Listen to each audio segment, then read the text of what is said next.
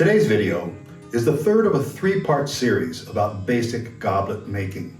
I started with goblet feet, continued with goblet bowls, and now I will cover goblet stems and the vital role that they play in goblet proportion and aesthetics. At first, stems may not seem so important, but they provide a key element in the aesthetic appeal of a goblet: proportion. A stem can be almost any form at all, but it must be sized within a range that lends proportional balance to the finished goblet. Clunky, awkward-looking goblets are almost always the result of poor proportion and design, not because of technical issues.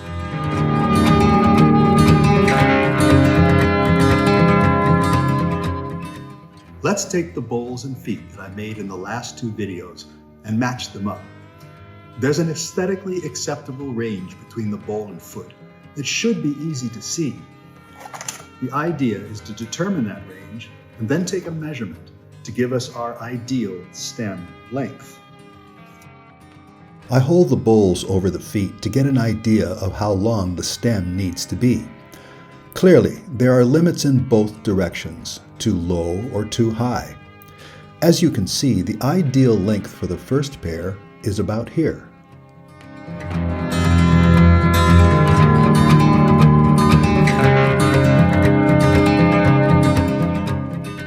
The second pair is about here.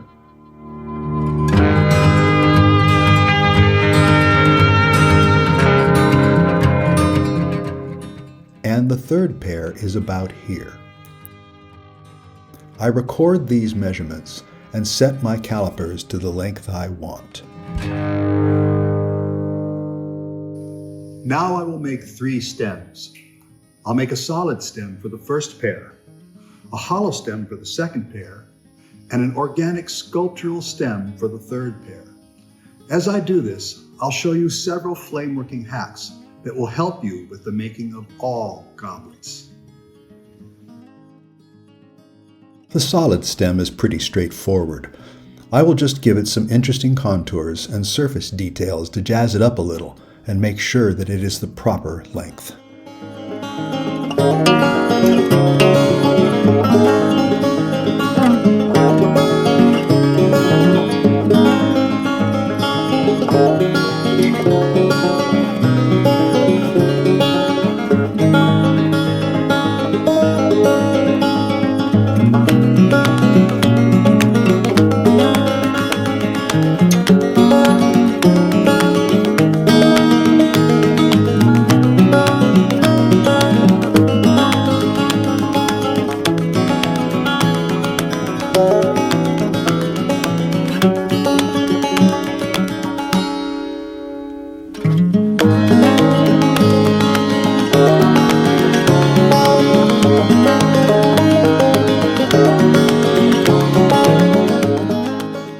Now I have to assemble the 3 parts. In Boro, we have the option of cold assembly, which makes things a bit easier. As long as you're careful not to flash the flame into the bowl or foot, you can just heat the connection bit to seal it to the stem. There is a special way that I like to make these connections. I call it the goblet assembly technique. It works like this. Using a narrow, sharp flame, I heat the connection points and just let them barely touch. Then I heat the connection until the 2 parts begin to flow together. If done correctly, the 2 parts will flow together smoothly and evenly. I always start by connecting the foot to the stem first. This means I have to be handled up to the stem at the top, not the bottom. I place the foot in a claw holder and prepare to make the connection. First, I make a tiny hot tag just to hold the 2 parts in place while I rotate. I try to make this tag as small as possible. If too much glass is heated, it is much more difficult to control the 2 parts by hand. The tiny touch holds the parts in place while I apply the necessary heat. It is important to rotate smoothly and to keep the flame focused on the center of the connection. Then I just let the 2 parts flow together.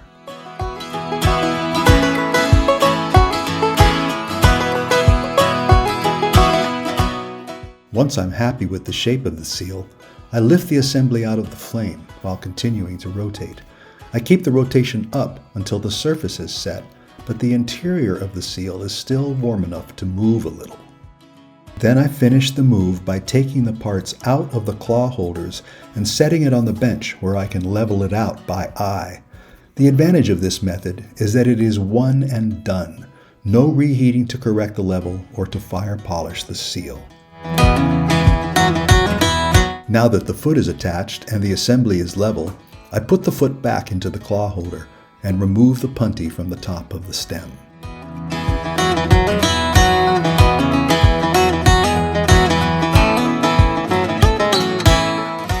Then I place the bowl into another claw holder and attach it to the top of the stem using the goblet assembly technique.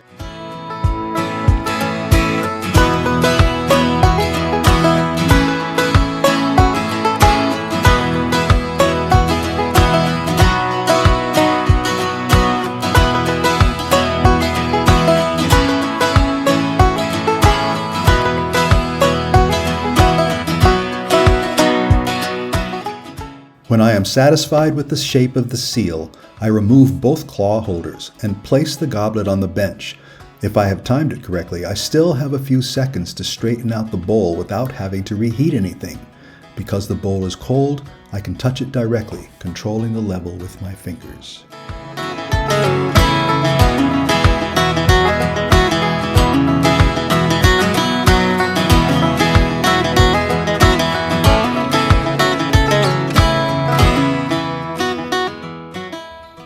For the next pair, I'll do a hollow stem. It's said that hollow forms cannot be completely sealed because they collapse from the rapid fall of pressure as the piece cools. But this can be worked around. I'm going to show you how with this stem. This style is one that I invented many years ago. It is a hollow tapered stem with loose marbles inside. First, I shape the stem into a long hollow cone.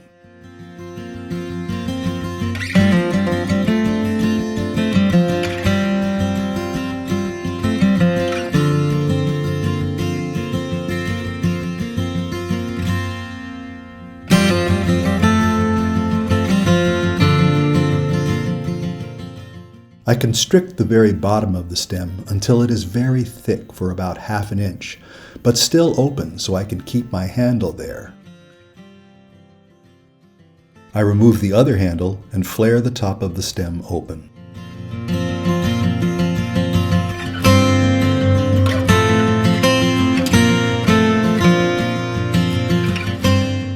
Then I make the marbles and allow everything to cool.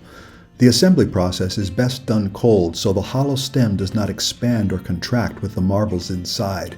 Each marble has to be sized correctly, so I usually end up making a bunch of them so I'll have a variety to choose from. This little marble mold from Blast Shield helps enormously. Link in the description.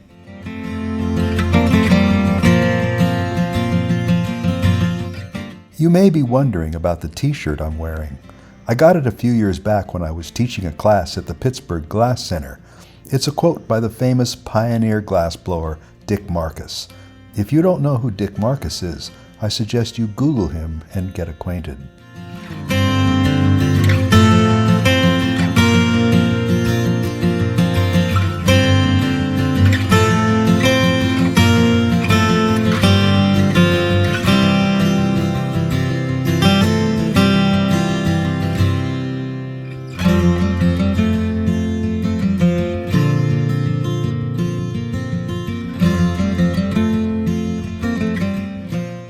Once the stem is full, I leave about 1 inch of tubing at the top.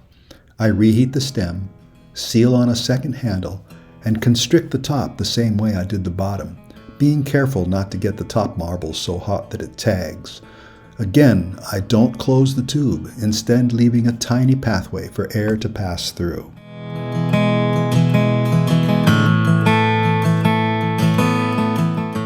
I remove the bottom handle and seal it shut. Now I am ready for assembly. Because the top and bottom are thickened, they are less likely to collapse as the glass cools. But to make sure I don't have any issues, I anneal the stem and then allow it to cool to room temperature before assembling the goblet. Once the stem is annealed and cool, I carefully use the goblet assembly technique to seal the foot to the bottom. As I did in the first goblet, I make the seal and then level the goblet on the bench.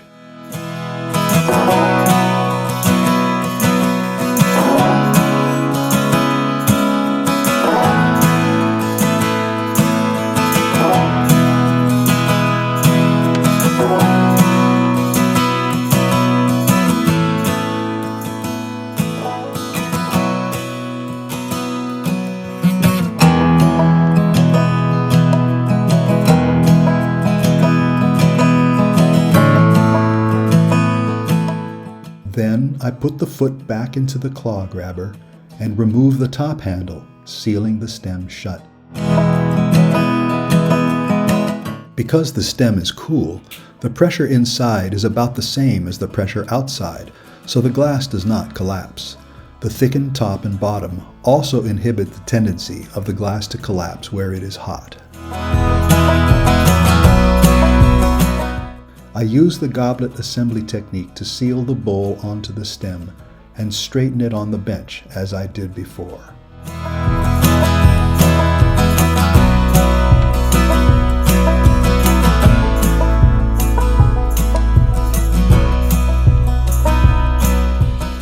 This goblet has to go into the annealer right away.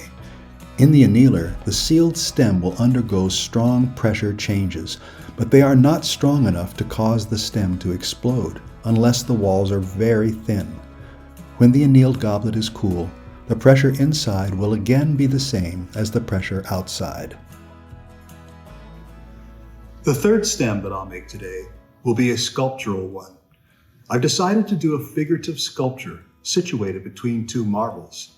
Since the stem has to be a specific length, including the marbles, the figure will be quite small.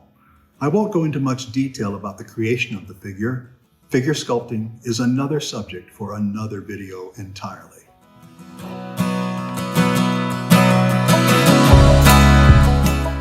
The stem of this goblet is a tiny female figure suspended between two solid glass marbles. The trick with this style of stem is to keep everything lined up straight. Since the figure is not a linear object, it has to be positioned so that the attachment points are aligned regardless of the pose of the figure. I do this with my handles, preserving the axis of rotation so that at least one handle is always on center, and transferring center from one handle to the other when necessary.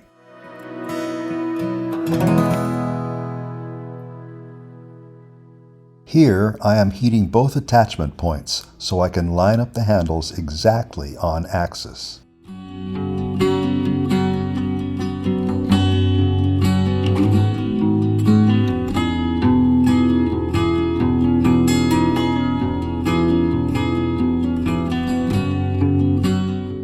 I bend the arms of the figure until the hands touch the marble. Then I use my hand torch to melt the hands onto the marble completely.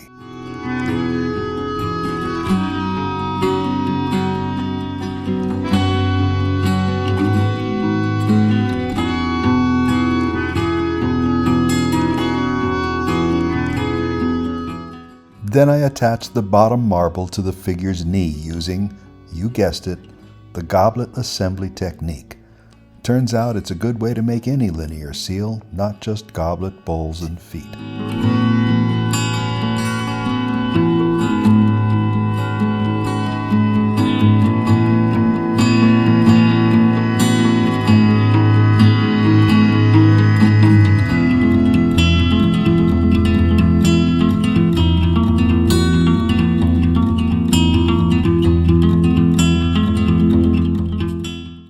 The final assembly is done the same way as for the first two goblets.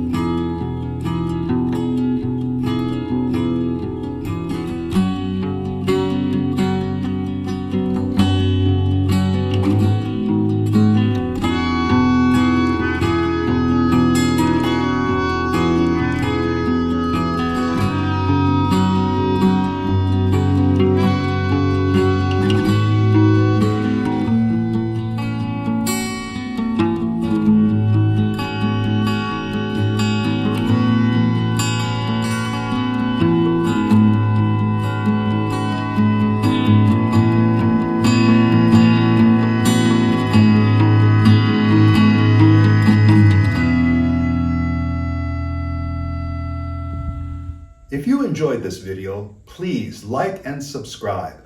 Leave your comments below and share with your friends. And come back here often. I'll be posting more videos soon. Thanks for watching. See you next time.